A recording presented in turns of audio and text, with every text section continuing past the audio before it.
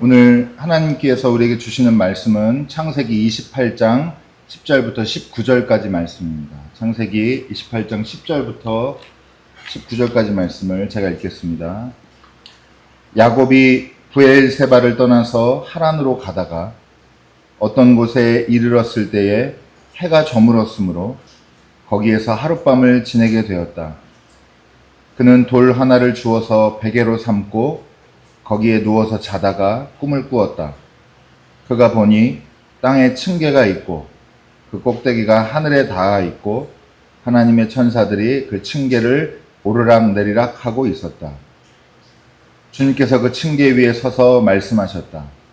나는 주 너의 할아버지 아브라함을 보살펴준 하나님이요 너의 아버지 이삭을 보살펴준 하나님이다.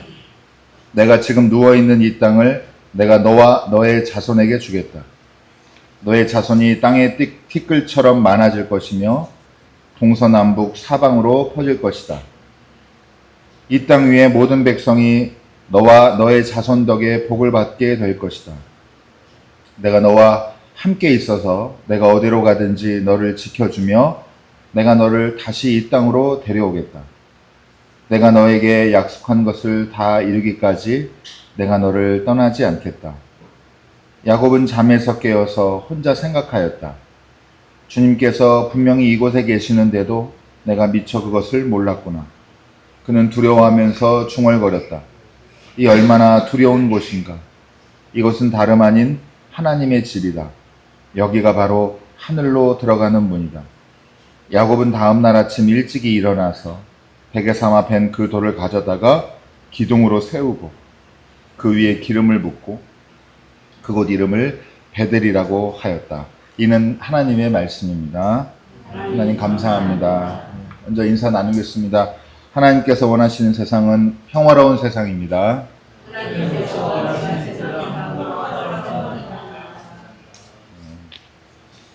오늘 성령 강림절 이제 아홉 번째 주일이고요. 오늘 도망자 신세가 된 야곱, 이 야곱을 하나님이 어떻게 만나 주시는지 그 이야기를 가지고 이 말씀의 은혜를 나누도록 하겠습니다. 제가 지난주에도 어쩌다가 뭐 사자성어 소개하고 그랬는데 제가 말했던 책이 이겁니다. 나중에 한번 읽어보시고, 이거 저는 이제 중고로 산 거고 따로 제가 초등학교 때 진짜 많이 읽었어요. 이거 너무너무 재밌습니다. 여기에 보면 한단지보라는, 여기에 나오는 게 아니라 장자 추수편에 한단지보라는 말이 있어요. 그러니까 연나라의 어떤 젊은이가 한단이라고 하는 그때 조나라의 서울이 되는 거기에 그 말하자면 이제 서울 사람들이 걸음걸이가 너무 멋진 거예요. 그래가지고 그 걸음걸이를 배우러 가겠다 해서 갔는데 열심히 따라해도 안 되죠. 그래서 하도 따라하다가 결국 어떻게 됐냐? 자기 걸음걸이를 잃어버려가지고 제대로 걷지도 못해서 네 발로 기어서 고향으로 돌아왔다, 이런 이야기가 있습니다.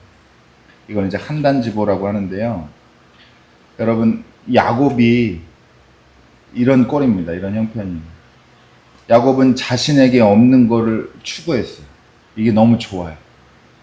저 형의 거, 에서 거, SNS 보고 저렇게 살아야 되는데, 아침은 저렇게 차려야 되는데, 장남이 되고 싶고 에서가 되고 싶었는데, 그래서 결국엔 아버지한테 어떻게 해요? 여기에 염소 새끼 가죽을 매끈매끈한데 다 두르고 가가지고 털이 많게 이렇게 감춘 다음에 아버지의 맏아들 에서입니다 라고 얘기를 합니다. 여러분, 이거 거짓말이죠? 근데 이만큼 자기가 그토록 에서가 되고 싶어. 자기는 야곱이 아니라 에서였으면 좋겠어. 맏아들이면 좋겠고. 그렇지만 그는 에서가 아닙니다. 근데 이런 일들 때문에 야곱도 잃어버렸어요. 자기 자신이 되지도 못합니다.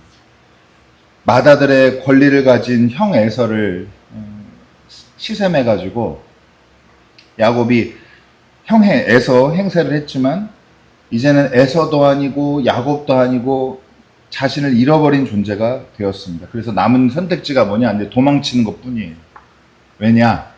성경 이제 읽어보시면 형이 아버지가 이제 금방 돌아가실 것 같으니까 아버지만 돌아가셔라. 그럼 내가 야곱 죽인다. 이렇게. 그러니까 이제 그 얘기를 리브가가 듣고 엄마가 듣고 이삭한테 얘기하고 그래서 결국에는 이제 이삭이 야곱을 불러가지고 마지막 축복을 해주면서 하란으로 가라. 외삼촌 엄마 오빠 있는 라반 집으로 라반의 집으로 가라. 이렇게 해서 결국 그곳을 이제 떠나게 됩니다. 도망자 신세가 이제 되고 맙니다.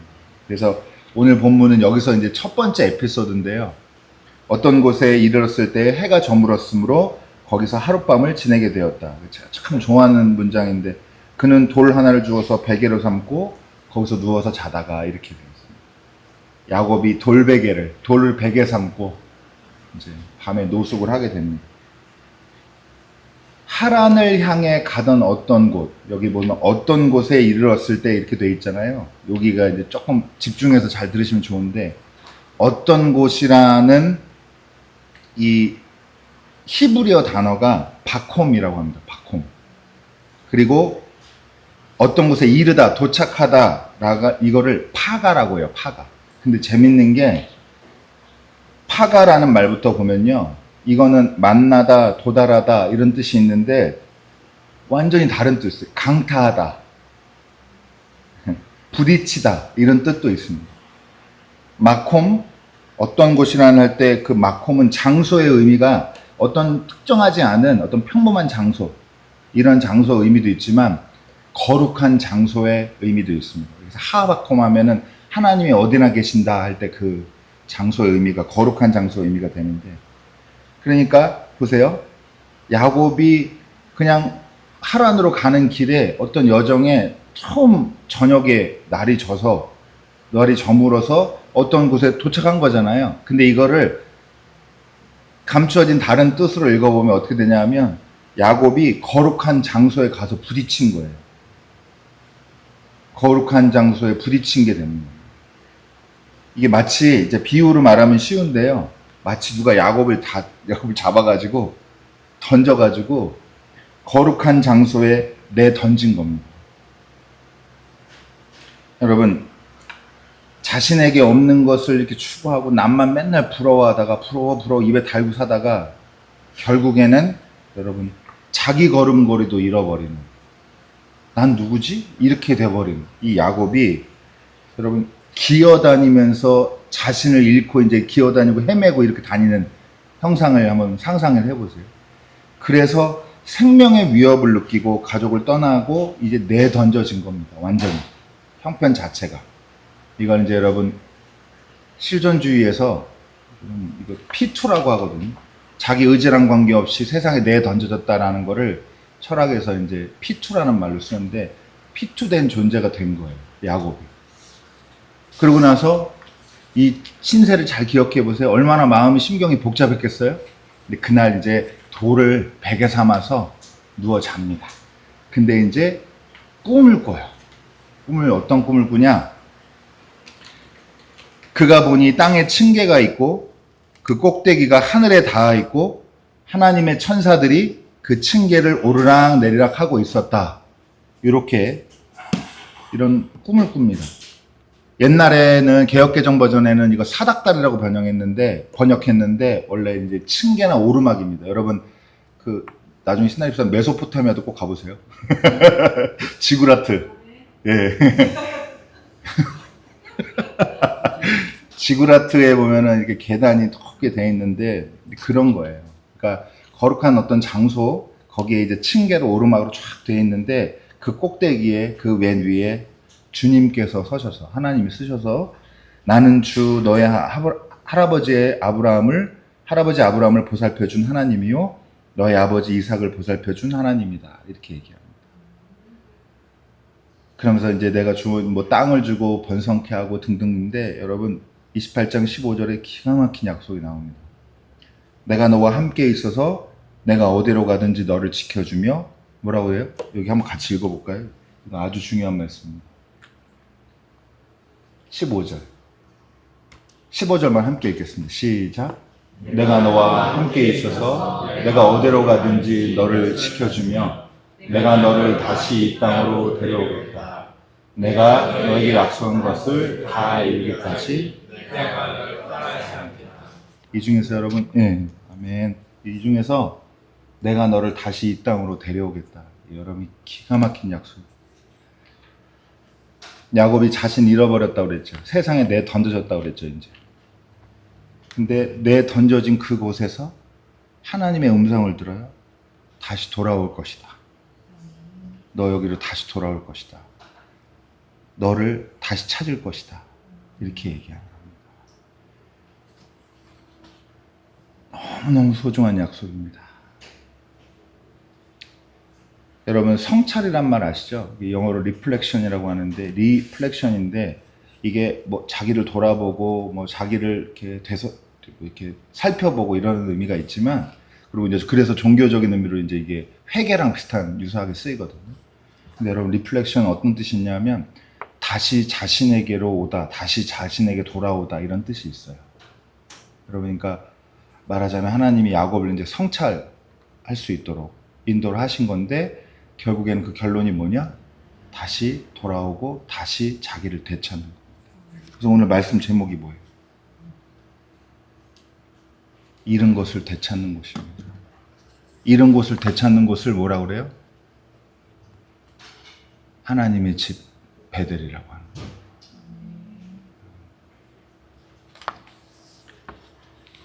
야곱 이야기를 통해서 다시 진술을 하면 주님께서는 자신을 잃어버리고 내던져짐 당한 이 야곱이 다시 자기를 찾게 될 것이라 이 약속을 하나님께서 해주시는 거예요. 이 약속을 받은 곳이 어디냐? 어떤 곳이에요? 그냥 평범한 곳, 박홍이에요. 근데 이게 거룩한 장소. 결국에는 평범한 곳이 거룩한 장소다. 하나님의 약속을 받은 곳, 하나님 만난 곳이 거룩한 장소가 되는 겁니다. 그래서 잘 아시다시피 이제 읽은 대로 야곱이 다음날 아침에 일어납니다. 일어나서 주님께서 분명히 이곳에 계시는데 내가 이걸 미처 몰랐구나. 이걸 깨닫게 되고 이 얼마나 두려운 곳인가. 이곳은 다름 아닌 하나님의 집이다. 여기가 바로 하늘로 들어가는 문이다. 이렇게 알게 됐습니다. 많은 분들이 이번 주에 그 잘잘법에 나온 일상에 관한 설교 듣고 은혜를 많이 받으셨다고 그러는데 기본적으로 너무 동의가 되고 저도 되도록이면 강조하려는 게 이벤트가 아니라 일상이어서 제가 가지고 있는 생각과도 이제 연결이 되는데 이렇게 여러분 배달이라는 곳이 특별한 장소가 아닌데 우리가 일상에서 무심코 지나치는 이 평범한 모든 장소가 하나님의 집이 될 수 있다는 가능성을 얻는 게 이게 바로 일상의 신학입니다. 내가 만나는 평범한 사람들이 하나님이 보내준 사람이다. 이렇게 생각하고 사는 거예요. 특별한 일이 있고 특별히 뭐가 있고 자꾸 한방 노리고 이러는 게 아니라 나한테 주어진 일상에서 만나는 모든 사람과 장소가 그게 결국 하나님이 나를 만나주시는 위대한 장소다라고 하는 겁니다. 평범한 것을 달리 보게 하는 거 이게 바로 이게 종교 체험이에요. 제가 이제 은혜 받으셨다니까. 여러분 기도 주여 막 크게 해가지고 몽롱한 어떤 기분 들고 이게 종교 체험이 아니에요. 이게 아니에요. 그러고 와서 집에 와서 부부싸움하면 똑같은 겁니다. 수련회 가서 은혜 받고 와서 애한테 박살내고 애 박살내고 많이 이렇단 말이에요. 그래서 이런 게 아니라 여러분 내가 늘 같은 풍경인데 달라 보여 오늘. 이걸 만드시는 분이 그리스도인 하나님이라고 고백하는 거고 이 시선 관점을 확 전환하게 만드는 이 힘이 하나님 만나는 종교 체험이다라고 기억하시면 좋겠습니다. 여러분 나중에 이삭이 이제 이렇게 해서 하나님을 처음 만나게 되고 그리고 하란으로 가서 평탄하게 사는 게 아니라 어떻게 하죠? 죽도록 고생합니다. 네. 물론 이제 7년을 하루같이 보내는 사랑에도 빠지기도 하지만 속고 속이고 당하고 막 깼어야 되고 우여곡절 끝에 그래서 외삼촌 라반의 손에서 이제 뭐 좋게 말하면 독립이고 도망치죠. 그런데 이제 여러분 돌고 돌아도 피할 수 없는 게 누구예요? 형 만나야 되죠. 형이 자기를 죽이려고 자기가 형 행세를 했고 형 축복을 다 가로챘기 때문에 형이 분노가 가득 차 있는데 이 형을 마주를 해야 돼요. 근데 야복나루에서 밤새도록 천사와 씨름해서 이름 바뀌고 나서 새 존재가 된 다음에 다음날 에서형을 만나서 뭐라고 고백하냐? 그럼 나중에 찾아보십시오. 형님 얼굴을 뵈니까 하나님의 얼굴을 뵙는 것 같습니다. 평범한 장소가 하나님의 집이 되는 거, 내가 알던 사람이 하나님의 얼굴로 보이는 거, 요게 여러분 성령 충만입니다. 네, 성령 충만. 그렇다고 제가 이 일상 이런 강조하는 신학이 또 한편으로 약점이 있어요. 머무르게, 나가질 못하게 하고 그래, 여기가 최고지, 여기가 진짜 하나님, 이렇게 되는 또 있거든요. 근데 그래서 제가 이런 말씀 드리는 것도 여러분 뭐 애정을 가지고 사랑을 가지고 모든 사람을 이제 새롭게 대하고, 여러분 이거 쉬워요, 어려워요? 이거 거의 진짜 환각상탄이 못합니다. 근데 그 관점을 확 바꾸는 어떤 시기가 있단 말이에요. 요거는 다들 경험을 하셔야 된다. 한 번쯤 내가 자식인 줄 알았더니 아니구나, 독립된 존재구나. 예를 들면 내가 부모님인 줄 알았더니 누구의 아들, 딸이구나, 이렇게 보이는 거. 내가 우리 남편, 우리 아내인 줄 알았는데 이 사람이 세상 힘들게 살아가는, 버텨가고 있는 누구구나, 김부장이구나, 이렇게 느끼는 게 애들도 마찬가지예요. 제가 눈물 날까봐 말을 안 하지만,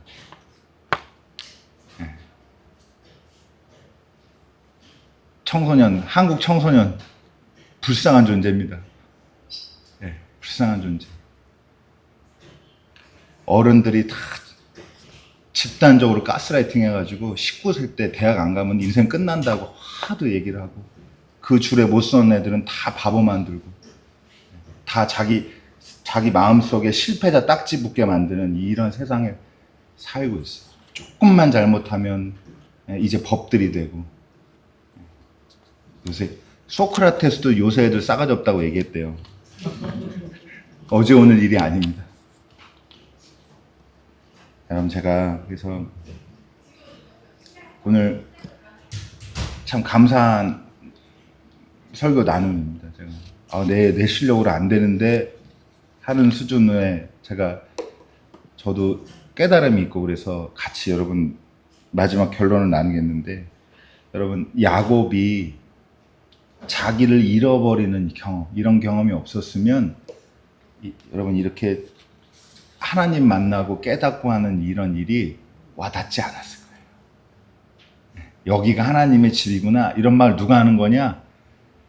진짜 남 속여서까지, 발목 잡아서까지 어떻게든 자기가 뭘 해보려고 막 이렇게 애써본 사람이 그 결과로 결국 자기도 망가뜨리고 자기도 잃어버리게 된 걸 깨닫고 나니까, 여기서 하나님이 나를 버리지 않고 나를 만나주신다, 이런 은혜가 여러분 감격스럽게 된 겁니다. 여러분, 인간 쉬워요. 어떤 면에서 복잡하지만 쉬운 존재인데, 여러분 병에 걸려야 건강을 알아요. 나이가 들어야 젊음이 소중한 걸 압니다. 가난을 알아야 돈을 알아요. 가난을 알아요. 그래서 여러분 부자한테 자꾸 목매지 마세요. 가난을 모르는 사람한테 어떻게 인생을 맡겨요? 치열하게 살아봤어야 일상의 소중함을 아는 겁니다. 밖에서는 진짜 어떻게 하면 이겨야 되고 살아남아야 되고, 얕보이면 안 되고, 어떻게 싸우다가 집에 오면 확 무장해제야 되고 풀어지는 이런 경험을 해야, 그래야 가족이 소중하고 일상이 소중하다 느끼는 거고. 여러분, 가족도 언제 소중해지냐? 많은 우리 그 어른들의 증언에 따르면 주변에 내가 인간이, 믿을 만한 인간이 아무도 없구나라는 걸 알게 되면은 이제 가족이 그때 소중해지죠. 그렇게 소홀히 여기다가 뒷전으로 밀리다가. 그래서 여러분, 제가 이 말씀 괜히 드리는 게 아니라, 죄를 알아야 뭘 압니까? 은혜를 알게 됩니다. 죽음을 알아야 생명을 알게 됩니다. 자기가 어디가 결핍됐는지를 모르니까 하나님이 뭘 주시고자 하는지를 모르는 딜레마입니다. 딜레마. 하나님은 좋은 거 주시려고 그래도 맨날 엉뚱한 거고요. 맨날. 사랑하는 우리 노학교의 성도 여러분, 열심히 사십시오.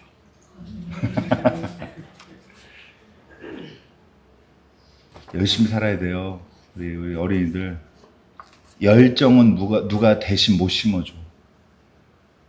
방향이 잘못되면 고치는 거 이것도 쉬운 문제 아닌데 에너지 자체를 불어넣는 건 진짜 자기 노력이 많이 필요합니다. 노력만으로는 안 되지만 온도가 에너지가 이미 있어야 그걸 방향을 바꿀 때 좋은 데로 갈 거 아니에요.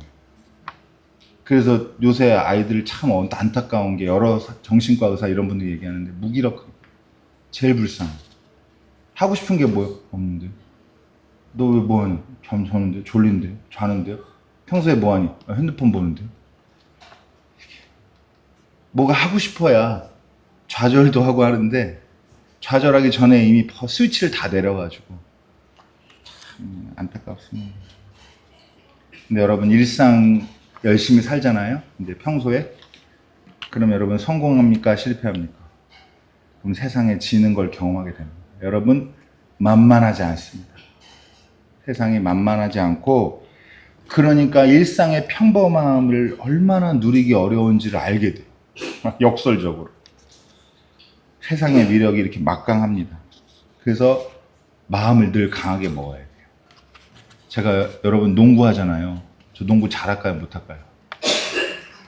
이게 문제가 뭐냐면 더 잘해야 되는데 못해요. 왜 못하냐? 제가 마음이 약해요. 여러분 아시잖아요. 제가 마음이 약해서 농구를 못해요. 제가 골 밑에서 그냥 아마추어 이런 수준에서 레벨에서 제가 이렇게 100 몇 킬로인데 등치가 이렇고 뻥 치면은 이걸 펌핑이라고 하는데 이게 펑 치면은 효과가 있겠어요 없겠어요? 근데 이걸 못해요. 다칠까봐. 실수하면 제가 그 실수 때문에 그거 만회하려고 또 오버하고. 이건 알죠? 뭔지 아시죠? 네. 제가 이랬습니다. 그래서 수근수근 된 얘기 들었어요. 정훈 형 멘탈이 약해서 안 된다고.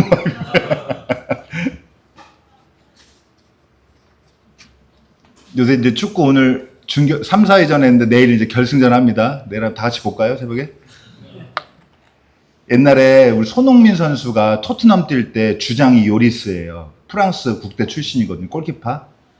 근데 그 사람이랑 언쟁 벌인 게 아주 이슈가 됐었어요. 막 난리가 났어요. 하여튼 언론 많이 타고 둘 다 유명한 선수라.